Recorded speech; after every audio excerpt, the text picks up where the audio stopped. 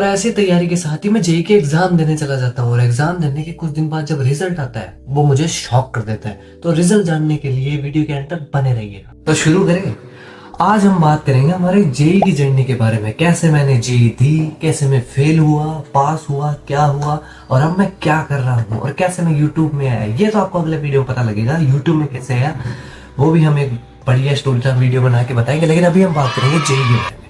तो जेई मेरी लाइफ में आती है कुछ 10th एग्जाम के टाइम। 10th एग्जाम नहीं बोल सकते, 10th के टाइम आती है। 10th जब हाफ हो गई थी तो मैं और मेरा दोस्त एक दिन ऐसे ही बातें कर रहे थे खड़े होके।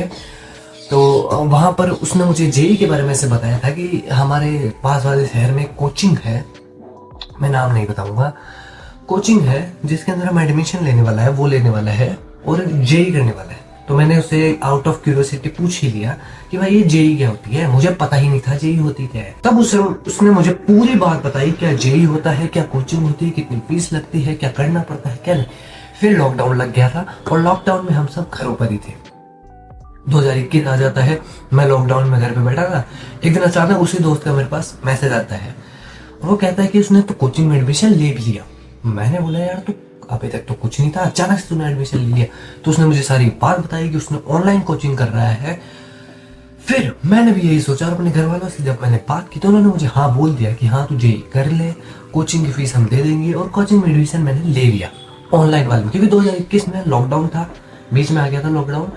तो कोरोना की जो सेकंड वेव आई थी उसमें लॉकडाउन था। तो मैंने शुरू कर दिया कोचिंग से पढ़ना, ऑनलाइन ही पढ़ते थे हम।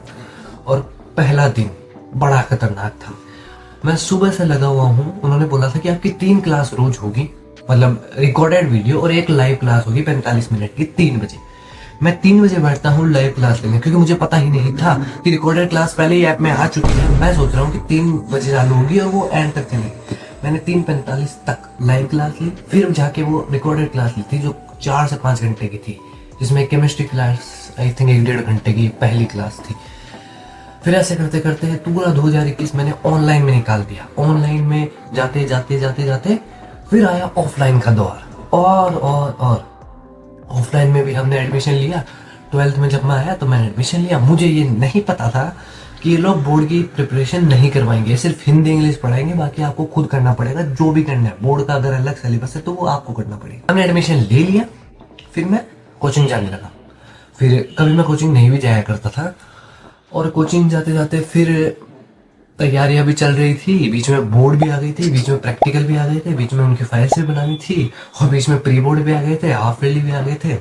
सभी चीजें मुझे मैनेज करनी पड़ती थी और उस टाइम में यूट्यूब पर बिल्कुल नहीं था। मैं रोज कोचिंग जाया करता था और मेरी कोचिंग का टाइमिंग, शुरू में मेरा कोचिंग का टाइमिंग था दोपहर 2 बजे से। तो मैं यहाँ, मेरा शहर से आई थिंक आधे घंटे की दूरी पे है जहाँ कोचिंग थी। और फिर मैं निकल जाता हूँ, मतलब कोचिंग के लिए रोज जाता था 1 बजे के लगभग और आधे घंटे में वहाँ पहुंच जाता था। 2 बजे से स्टार्ट होती थी कोचिंग, मतलब वहाँ क्या बस से जाना पड़ता है और अगर बस नहीं मिली तो आप लेट हो, लेट पहुंचे तो कोचिंग वाले हमें नहीं घुसने देते थे। और इतने स्ट्रगल्स थे उस कोचिंग में, वो भी मैं आपको एक अलग वीडियो में बताऊंगा। तो आप तब तक चैनल सब्सक्राइब कर लो, आप करते नहीं हो चैनल सब्सक्राइब। तो फिर ऐसा ही चलता रहा। कभी मैं लेट पहुंचता था, कभी वो घुसने नहीं देते थे, कभी ऐसा था वैसा था। और ऐसे पढ़ाई नॉर्मल चल रही थी, मैं उतना ध्यान नहीं दे रहा था। मैंने कभी इतनी पढ़ाई करी नहीं मेरे जीवन में कि 10 घंटे पढ़ना पड़े या 15 घंटे पढ़ना पड़े, कोचिंग इंक्लूड है। मैं सिर्फ उसको स्कूल की तरह ले रहा था। मैंने कभी कोचिंग कल्चर देखा ही नहीं था, मुझे क्या पता इतना पढ़ना पड़ता है। और फिर आई थिंक दिसंबर 2022 आ गया था। उस टाइम में मैं बिल्कुल चिल, मुझे लोगों को टेंशन होती है कि जेईई की एग्जाम अगले महीने, मेरी डेट आ गई थी आई थिंक वो थी 29 जनवरी थी जेईई के एग्जाम की डेट। फिर मैं चला पड़ता हूँ ऐसा, मतलब नॉर्मली चला जाता हूँ एग्जाम देने। फिर जनवरी आ जाता है और हम फिर वही चिल आदमी, हम सही हो जाते हैं और एग्जाम देने निकल जाते हैं। और ऐसी तैयारी के साथ मैंने बिल्कुल तैयारी नहीं की थी, मैं सच बोल रहा हूँ। मैंने सिर्फ और सिर्फ थोड़ी बहुत किताबें पढ़ी थी, उनमें जो नॉर्मल चीजें थी बस वही पढ़ के गया था, बाकी मैंने कुछ एक सिंगल चीज भी ना करी। और मैं निकल लेता हूँ जेईई की एग्जाम देके। फिर थोड़े समय बाद जब जेईई की एग्जाम दिखती है तो मेरा सेंटर भी वहीं आया था, जिस सिटी में मैं कोचिंग लेता था उसी सिटी में आया था मेरा सेंटर। और फिर उससे भी थोड़ा आगे किलोमीटर दूर आया था और उस दिन हो गई थी बरसात भयंकर वाली। और जहाँ मेरी सिटी में जहाँ सेंटर आया था ना, वहाँ पानी भरता है भयंकर वाला। तो मेरी मम्मी गई थी मेरे साथ मेरा एग्जाम दिलाने, और मैं एग्जाम सेंटर में घुस जाता हूँ। वहाँ मुझे कुछ समझ नहीं आ रहा, लड़के आपस में बातें करे जा रहे हैं, ये कर रहे हैं वो कर रहे हैं, और मैं मेरे पास बैठा हूँ, 2 4 5 तुक्के मार रहा था और ऐसे ही देख रहा था कि हाँ चलो ये है, एक दो क्वेश्चन जो आ रहा था वो कर दिया। एग्जाम दे के मैं पूरा कॉन्फिडेंस में बाहर निकलता हूँ, और मेरे मन में मैंने पहले ही सोच ली थी जो होगा देखा जाएगा। अरे मैं डरता नहीं, वो होगा वो देखा जाएगा। फिर मैंने एग्जाम दी और बाहर आया, और कॉन्फिडेंस में हम घर आ गए, बैठ गए, सबको बता दिया बढ़िया हुआ है मेरा पेपर। बस थोड़ा समय बाद फरवरी आ जाती है, और फरवरी में हमारा रिजल्ट आता है। मतलब ऐसे बात चल रही थी कि रिजल्ट आने वाला है, आने वाला है। फिर एक दिन मैं सुबह जब उठता हूँ तब रिजल्ट आता है। मैं वो नहीं हूँ 4 बजे उठा था, मैं 6 7 बजे उठा था। 6 7 बजे मुझे पता लगता है, मैं रिजल्ट चेक करता हूँ तो साइड थोड़ा हैंग सी हो रही थी। फिर थोड़े समय बाद मेरा रिजल्ट निकल जाता है। रिजल्ट में पता लगता है कि मेरा 70% आई है, और परसेंटाइल देखते मेरे को ऐसा लगा ये तो बहुत है, ये तो भाई साहब मैंने कुछ बड़ा क्रैक कर दिया है। मुझे पता नहीं था वो 70% और एन एवरेज होता है लोगों के लिए, वो ऐसे ले आते हैं। पर इतनी सी प्रिपरेशन के साथ मैंने 70 लिया है, तो वो मेरे लिए अच्छा था।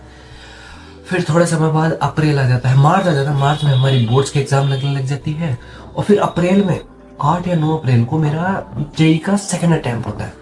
सेकंड अटेम्प्ट भी मैं ऐसे देने जाता हूँ, क्योंकि मैंने सिर्फ बोर्ड की प्रिपरेशन की थी, जेई की कुछ प्रिपरेशन नहीं थी मेरी। उसमें भी मैं ऐसे गया था। उसका रिजल्ट मुझे शायद ढंग से याद नहीं है, 83 थे या 84% आए थे मेरे उस वाले जेई में भी। और उसके बाद मैंने जेई क्विट कर दी, क्योंकि यार मैं नहीं, 1 साल मैं नहीं बर्बाद कर सकता था। और अगर मैं क्विट नहीं करता तो फिर मैं वहीं फंसता। मुझे पता था कि आगे मैं जाऊंगा 1 साल में, अगर इनमें घुस गया तो भाई साहब मैं और कम करूंगा, और मेरे 1 साल बर्बाद भी करूंगा। और उसी के बाद मेरा जीवन है ना वो टर्न अराउंड हुआ था। मैंने कोडिंग स्टार्ट की उसी साल, मैंने यूट्यूब चैनल स्टार्ट किया उसी साल, मैंने कुछ ऐसा है कि कुछ नए फील्ड में घुसा था मैं। यानी वो जेई मेरे लिए खराब नहीं हुई थी, वो मेरे लिए टर्निंग पॉइंट बनी थी कि हाँ कुछ नया करने का सोचा, वो मैंने जेई के बाद ही सोचा था। और मैं उन एस्पिरेंट्स से और उन बच्चों से भी कहना चाहूंगा जो अभी जेई दी है, क्योंकि अभी जेई की एग्जाम हुई है, रिजल्ट आने वाला होगा।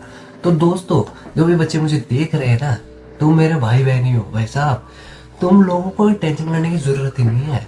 अगर जेई फेल भी होती है ना, तो भी ये टेंशन मत लो कि क्या होगा कैसे होगा, अरे हो जाएगा यार। तुम लोग अपनी मेहनत मत छोड़ो, रिजल्ट जो भी आता है उस पर ध्यान मत दो, तुम अपनी मेहनत पे ध्यान दो। बाकी मिलते हैं नेक्स्ट वीडियो में, तब तक के लिए सब्सक्राइब।